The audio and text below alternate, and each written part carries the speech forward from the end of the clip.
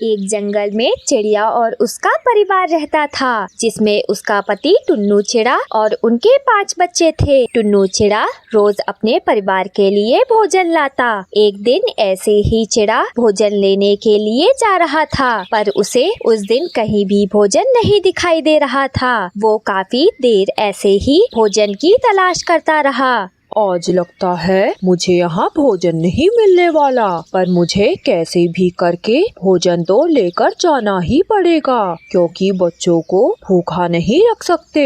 मैं अंधेरी पहाड़ी की तरफ जाता हूँ, मुझे वहाँ भोजन जरूर मिल जाएगा। फिर चिड़ा अंधेरी पहाड़ी की तरफ उड़ान भरता है। वहाँ जाते ही उसे कुछ चावल के दाने मिल जाते हैं। फिर वो वहाँ से घर की तरफ उड़ता है। तभी जोरों की हवा के साथ साथ बारिश भी होने लगती है, जिसके कारण चिड़े को उड़ने में बहुत ही परेशानी हो रही थी। वो उड़ने की बहुत ही कोशिश करता, पर तेज हवाओं के कारण वो एक पेड़ से जाकर टकरा जाता है और वहीं जमीन में गिर जाता है। फिर जब सुबह होती है तभी कबूतर चिड़िया के घर आता है। कबूतर दादा, आप यहाँ? मैं आपके पास ही आने वाली थी। टुन्नू जी कल रात से घर नहीं आए हैं, मुझे बहुत ही डर लग रहा है कबूतर दादा।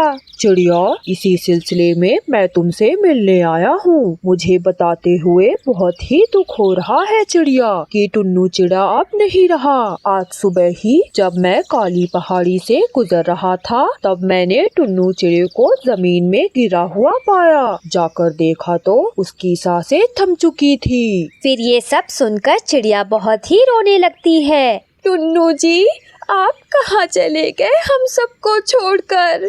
हम आपके बिना कैसे रहेंगे? इन बच्चों को मैं कैसे अकेले पालूंगी? चिड़े के गुजरने के बाद चिड़िया के ऊपर बहुत सारी जिम्मेदारियां आ जाती है। वो रोज अपने बच्चों के लिए भोजन लाती और हर रात बच्चों को सुलाकर टुन्नू चिड़े को याद कर बहुत रोती। फिर दूसरे दिन चिड़िया काम की तलाश में कालू सेठ के पास जाती है। कालू सेठ जी, मुझे कोई काम चाहिए, मुझे काम की बहुत जरूरत है। कालू सेठ बहुत ही बेईमान था। हाँ, तुम यहाँ काम कर सकती हो, पर इससे पहले तुम्हें इस कागज में अपने पंजे के निशान लगाने होंगे। इसमें क्या लिखा है? चिड़िया को पढ़ना नहीं आता था। यहाँ अगर काम करना है तो यहाँ के कायदे कानून के हिसाब से करना होगा, यही सब लिखा हुआ है इसमें। कौवा बड़े ही चालाकी से उस कागज में चिड़िया के पंजों के निशान ले लेता है। फिर चिड़िया कालू सेठ के यहाँ काम करने लग जाती है। वो बड़ी ही मेहनत करती। चिड़िया को वहाँ काम करते एक अरसा हो जाता है। वो अब काफी पैसे जोड़ लेती है, पर अब वो कालू सेठ के यहाँ काम नहीं करना चाहती थी। कालू सेठ, आपने मुश्किल समय में मुझ गरीब को काम दिया था, उसका बहुत बहुत शुक्रिया, पर मैं अब यहाँ काम नहीं करना चाहती। कालू ये सब सुनकर बहुत ही खुश हो जाता है। वो अपने मन ही मन कहता है, अब आ गया है सही समय। इस दिन का तो मैं कई दिनों से इंतजार कर रहा था। फिर जब चिड़िया उस आखिरी दिन अपना काम कर घर जाती है तो देखती है कि उसके सभी बच्चे घर से बाहर थे और वहाँ कालू कौवा और उसके कुछ आदमी थे। ये सब देखकर चिड़िया सोच में पड़ जाती है। कालू सेठ, ये सब क्या है? आप मेरे घर में क्या कर रहे हो? बेवकूफ चिड़िया, इस दिन का मैं तो बेसब्री से इंतजार कर रहा था कि कब तुम मेरे यहाँ से काम करने को मना करो। मैं कुछ समझी नहीं कालू सेठ। चिड़िया, तुमने मेरे यहाँ काम करने से पहले एक कागज में अपने पंजों के निशान लगाए थे, कुछ याद आया तुम्हें? उस कागज में ये लिखा था कि जिस दिन तुम मेरे यहाँ से काम करना छोड़ दोगी तो उस दिन तुम्हारा घर मेरा हो जाएगा। बेईमान कौवे, ये तुमने ठीक नहीं किया। मुझ जैसे बेबस पक्षियों के साथ बेईमानी करते शर्म नहीं आई तुम्हें?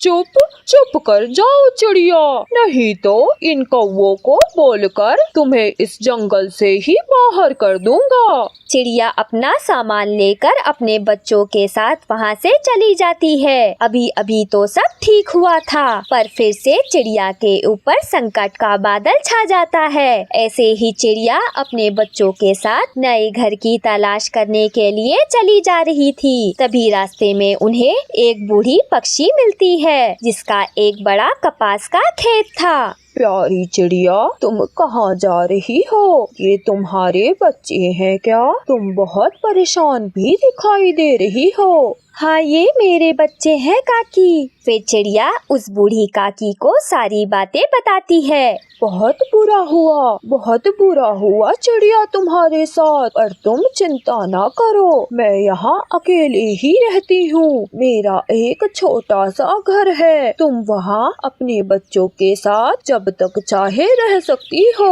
ये मेरा खेत भी है, जिसमें मैंने इस बार के ठंड में कपास के पेड़ लगाए हैं। तुम यहाँ काम भी कर सकती हो और हमें इस कपास को बेचकर काफी पैसे भी मिलेंगे, जिसमें हमारा गुजारा आराम से हो जाएगा। फिर चिड़िया और उसके 5 बच्चे उसी बूढ़ी काकी के यहाँ रहने लगते हैं। चिड़िया और बूढ़ी काकी दोनों मिलकर उन कपास के पौधों की बहुत देखभाल करते। फिर एक दिन चिड़िया घर की सफाई कर रही थी, तभी उसकी नजर एक पुराने चरखे के ऊपर जाती है। काकी, ये क्या है? ये एक चरखा है, जिसमें हम कपड़े बना सकते हैं। तो क्या आपसे चरखा चलाते आता है?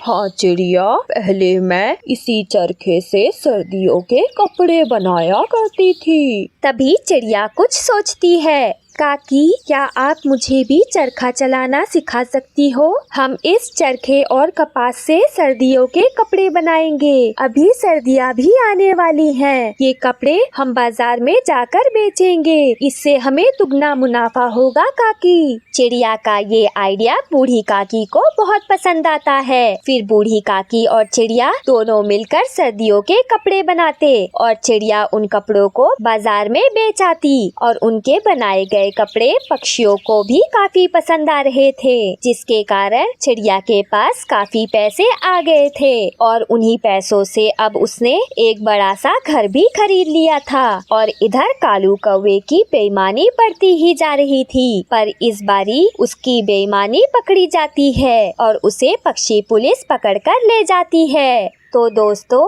अगर आपको ये कहानी पसंद आई हो तो इस चैनल को सब्सक्राइब और लाइक करना ना भूलें।